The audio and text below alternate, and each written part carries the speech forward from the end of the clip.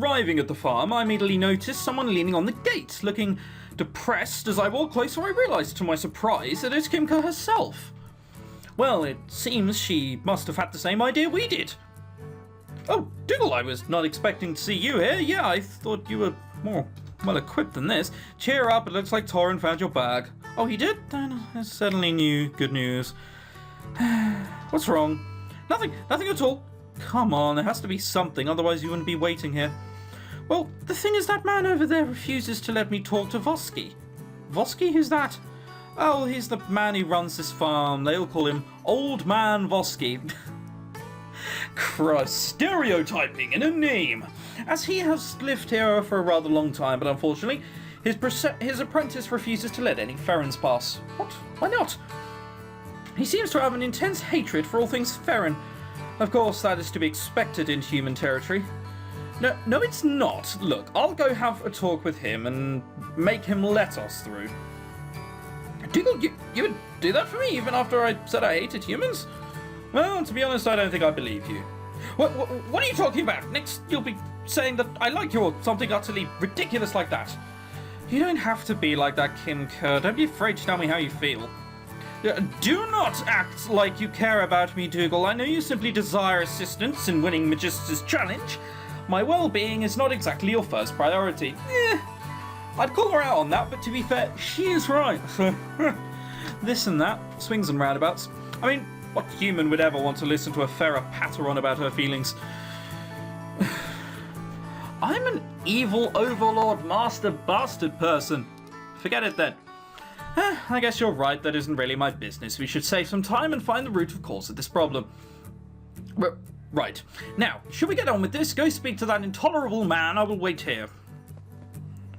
Apprentice? Oh, God. Okay, so are you 20 or are you 50? So I can't tell, because you've got that Japanese thing where you've got white hair and it seems to be perfectly acceptable. Am I right in thinking that you were the guy she was telling me about? I saw you getting up and close and personal with that hairball. The name's Dirk, and I don't take kindly to strangers or Ferren lovers walking around my turf. Your turf? What makes this your turf? I'm the only other farmhand this town's got. Now, can't you lay off before things get ugly? Kimka isn't a hairball. She's a perfectly functioning person. Just because she isn't human doesn't mean she doesn't get the right to talk to Voski. Person? Ha!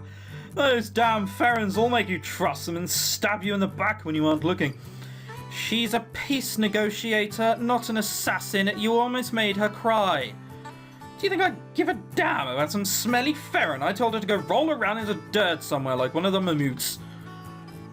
You want to fight, mate? You want to fight? You want to fight? I'll fight you. I'll fight you. I'll fight you. I'll fight you. I'll fight you. If you think you can insult her and get away with it, you're wrong. I raise my fist and slam it straight into his face. Okay. We're just gonna take a bit of time here. It said, do you want to fight? Like, you want to fight, not I'm going to punch you. Well, whatever, we've chosen it now. It's a fight he's going to get. Dirk stumbles backwards, nursing a bloody nose and glaring at me. You want to start something? Bring it on! He swings mid me and misses, leaving an opening. I slam him in the gut and cause him to stagger backwards. I follow with a roundhouse kick that leaves him reeling. However, he retaliates with a punch that breaks my guard. Ha! Dirk runs at me and tries to deliver a crushing haymaker. To his surprise and mine, I manage to duck underneath his fist and trip him, causing him to fall on his face. Ha! Damn it! How the hell are you so damn good? If you see me, evil, master, lord, evil person. Come on, you weakling! Oh my god. Jesus, want to say something about Ferrens again? I'll destroy you! Suddenly, Kimka runs towards us, attempting to break up the fight. I stagger backwards, trying to get a hold of myself. I'm not sure what just happened, but it can't be good. Do, please let us not resort to violence. I can understand this man's hatred of the Ferrens. I simply wish to know why. Why the hell should I tell you? Telling you would be disrespecting of her memory. His mum, his sister, it's got to be one of the two. Her? Who's this her you're referring to? Just shut the hell up before I have to make you into a fence post. Look, is there any way that I could go in her place? Diggle, really, that will not be necessary. I'm perfectly alright. I'll give you any information I can find. It's the least I can do to help. Help? You want to help me that badly? Very well, but just this once. I can manage quite well on my own, thank you very much. If it's just you, then fine, you can talk to him once. So wait, hang on a second. I just beat the shit out of him. And she was the one who saved him, but he'll let me in still and not her. Wow, racism is deep, isn't it? But the only thing that way, I'll try that again. But the only way that Maggie Ferrin is getting in here is if you chain her up and lead her on a leash. Kimco, don't listen to this garbage. He's just trying to put you down. Kimco, are you listening? Well then, it's settled. But although it has to be Dougal that does the chaining. Kimco, you can't be talking about... Never mind. I will wait outside, of course, while you question Voski about the monster. Let's just put it down to the fact she's foreign. She must be weird. Kimco's strange behaviour aside, I figure I should just hurry and go talk to Old Man Voski before his apprentice changes his mind. Hello, is anyone there? Old Man Voski? They call him that to his face. Wow. I see a strange figure amble out of the farmhouse, walking over to me. He seems rather sprightly for a man of his age, probably because of all the farm work, or maybe it's just the fresh veggies. It's probably not. Oh my god. Really? He looks like a goblin in Mexico. He's even got some sort of artificial weird poncho thing going on. Jesus. Well, how do you do, young man? Come to buy some crops or some such? Didn't give you any trouble, did he? I guess you could say that. Don't mind him, that's just how he is. Keep pestering him and he'll give in eventually. So, are you a shopkeeper from town? Never seen you around these parts? Actually, no, I'm an alchemist. My name's Dougal and this is my familiar Isaac. We've come to ask you about the job you posted. Oh, you mean that? Well, you're late. Someone already volunteered to become a farmhand. That was awfully fast. 'Cause it was. Everyone at Icebound loves the Harvest Festival. There was a line forming even before I posted the job up. Sorry, kid. Looks like you'll have to wait till next year. Well, if that's the case, how about answering a few questions about the monster that's been attacking the town recently? He's not going to tell us about it? Jeez. Dramatic music, be prepared, something's gonna happen. Dramatic music. Oh, the monster. Everyone's been blabbering about that thing recently, but I know the real truth about it. You do? Yep, they'd attacked my crops last night and I saw it clear as day, except that it was night. Well, that's more than anyone else can say. Now, on to the investigation. How did the monster look? It was real big, like 20 feet tall. He's lying. God, we've just got a normal fucking farmer. Wasn't there that crop circle farmer? And he was like, I can feel it, it's been aliens, and he was charging people to get in, and then the blokes who did it showed video of them doing it, and he still went, no, it was definitely aliens, I can feel it. Oh, fuck off. This is this guy. Yeah, sure, that kind of size would definitely set off alarm bells. Okay, so it might have been smaller than that, but it was pretty darn scary. It woke me up in the middle of the night, and when I lit my lantern, I already saw the 2 red eyes staring at me in the dark. It scared me half to death, and I'm already halfway there.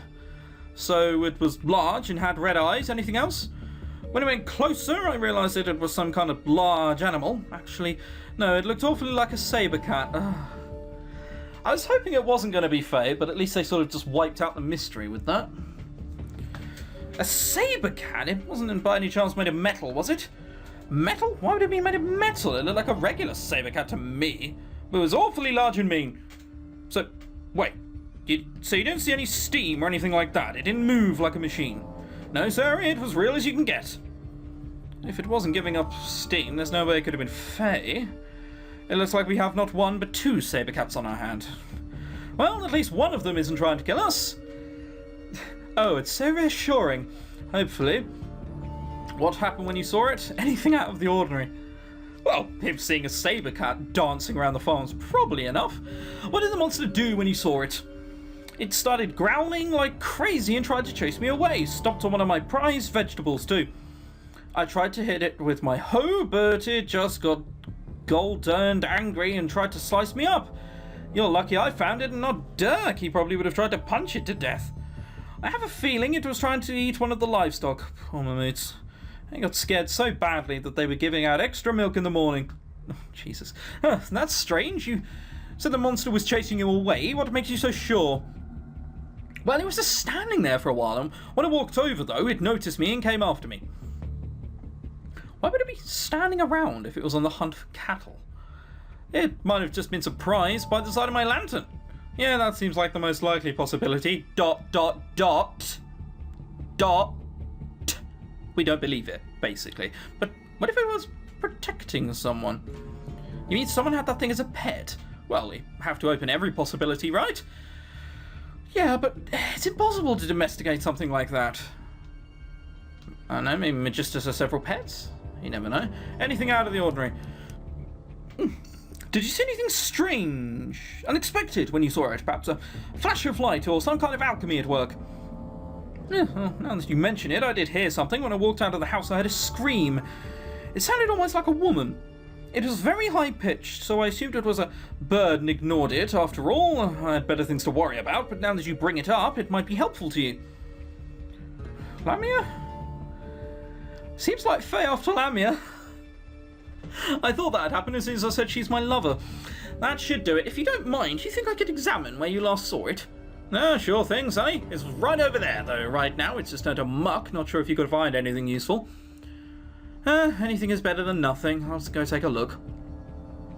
I walk over to the torn-up patch of dirt, seeing a number of large footprint tracks, as if a creature walking on all fours had come here out of the woods.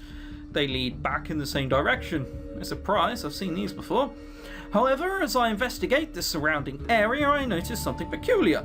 A pair of human footprints, bare footprints, as though whoever made them had cast off their shoes and rather dainty, though not small enough to be those of a child. Yes, a woman. It looks like we have someone else at the scene of crime. If these prints were left at the same time, maybe someone was watching the monster from afar. Watching? Or could it be that they'd be giving orders? Don't get ahead of yourself. I mean, how often do you hear about an alchemist that's also a beast tamer and walks around barefoot? True, although one thing is for sure, we may have another witness on our hands. In that case, we should search the area for clues about who left these footprints. Alright, again, we're going to save, just in case we only get to choose one. I know what these games are like. Yes. Save. We're going to search near the trees. Isaac and I walk to the trees on the outer edge of the farm, checking for any sort of clues. It takes me a while, but Isaac notices something strange that has blown under a nearby bush. Wait, Diggle, look over there. Is that a note? I bend down, picking up the battered piece of paper. However, what is written on it seems like complete gibberish, an incomprehensible series of letters. What a mishmash. Whoever wrote this must have been out of their minds. Huh. Is this a cipher? It seems impossible for us to break on our own. Perhaps we should find someone better at that sort of thing. I know exactly the man for the job. Zoltan should be able to crack this code, no problem. At least, I hope I can, otherwise we're basically doomed. Okay, so he will. Yeah, but what if he decides to keep it for himself? Well, we'll just have to take that risk. Okay, so we can do all three. Search for the barn. Although I don't expect to find much inside, I enter the barn through the large wooden doors. There seems to be a steam-powered mill taking up part of the second floor, and the building is painted with a fire-resistant coating. The mammoth pens are all open and empty as they are all out grazing on the field. Well, there doesn't seem to be anything here except a bunch of haystacks. Wait a second, what's this? I notice a small shiny pendant lying on the ground. Its shape is unmistakable, the Imperial sigil. Interesting. When Lamia wear something like this, do you think perhaps she tracked down the monster on her own? You're forgetting someone. The Imperial sigil is also the symbol of the Oris Church, which means Heather could have one as well. See, religion, underlying evilness. That's what it's used for in all games, I swear. Well, Lamia isn't here at the moment, so we might as well go and see what the others have to say. Why would I stop searching now? Isaac and I canvass around the area, the farm's picket fence, for any other pertinent clues. Diggle, is that a clue? That's the monster, it's back. It's not, is it? No, Diggle, that's just one of the mammoths. Then what about this? That's a mammoth patty. Oh, ew, disgusting! What do you expect? It's a farm. That there is Bessie, my prized mammoth. She's worn the Port's Town best in show 3 times running, so don't go scaring her away. Doesn't sound like a normal moo. Sounds like she's brushing her teeth and she's gurgling. Isn't she cute, Diggle? No, just stinky. I think you offended her. Can we just go back to investigating? Alright, so the last one was pointless. This should be enough information to keep searching. Next, we should go and talk to Heather. If she really was here, she must know something important. Maybe her prophecies were real after all. I walk back to Voski, bidding him farewell for now, and return to the fence where Kimka and Dirk are having an angry staring contest. Alright, Kimka, I found a few things, but I need to confirm them first. Mark my words, I'll tell you once I know exactly what we've got here. And she's accepting that. That's just fine, is it? Okie dokie then. Alright, who wants the next part to be a, I'm thinking a 45-minute special. Would you guys like that? Let me know. But yeah, I don't really normally do this. I'm rather stuck for words as to how to end an episode. Let's just pretend I never said anything and you can reply in the comments as to whether you think I should. Do have fun!